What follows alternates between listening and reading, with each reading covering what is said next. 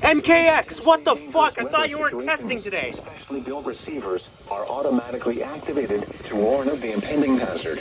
There's an enhanced risk for part of Wisconsin. Normally You're are conducted testing? by the National Weather Service every Wednesday around noon. When there is a threat of or existing severe weather in the area on Wednesday, the test is postponed until the next good weather day.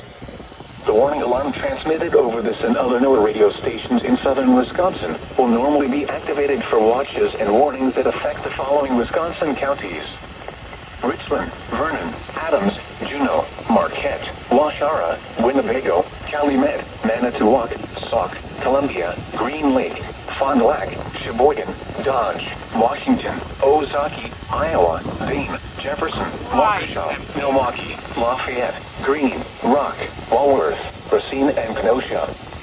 And the following Illinois counties: Stevenson, Boone, Testing while Winnebago, there's an enhanced McHenry, risk in and Lake, effect. and all adjacent coastal waters of Lake Michigan.